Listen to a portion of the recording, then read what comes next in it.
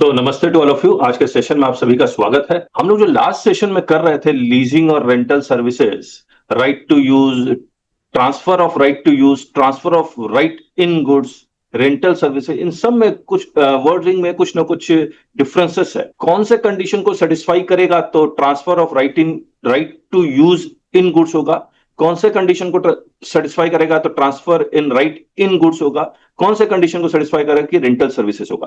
तो इनको समझना बहुत जरूरी है।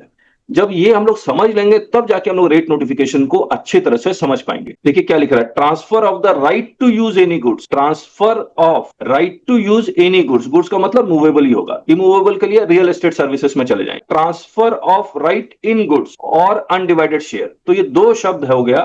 पहला क्या हो गया, transfer of the right to use any goods, यहां हो गया any transfer of the right in goods. लेकिन दोनों में जो कंडीशन, रेट का कंडीशन लिखा हुआ है, वो लिखा हुआ है same rate of central tax as on supply of like goods, यानी गुड्स का रेट लगेगा involving transfer of title in goods. अब इसको हम लोग अलग अलग ढंग से इंटरप्रेट कर रहे थे। जितेंद्र जी कुछ कह रहे थे कि अगर ये कंडीशन है तो गुड्स का रेट लगेगा as if it involves transfer of title in goods, यहां भी सेम है। इसके बाद अगर आप रेंटल सर्विसेज में जाएंगे तो रेंटल सर्विसेज, रेंटल व्हीकल क्या कहता है, देखिए इसमें क्या शब्द यूज हुआ है, renting of any motor vehicle. ये नहीं कर रहा है right to use the motor vehicle, नहीं वर्ड यूज कर रहा है, renting of any motor vehicle designed to carry passengers. यहां पर लिखा हुआ renting of goods carriage.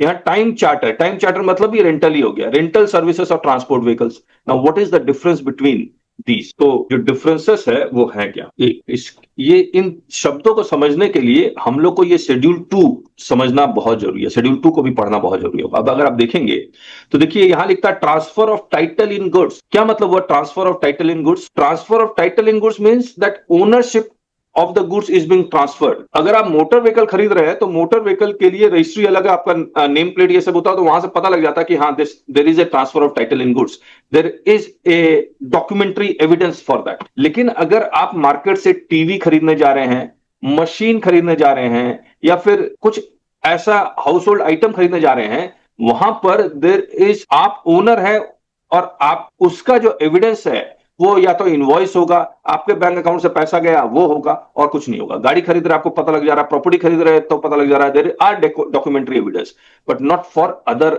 Normal household goods.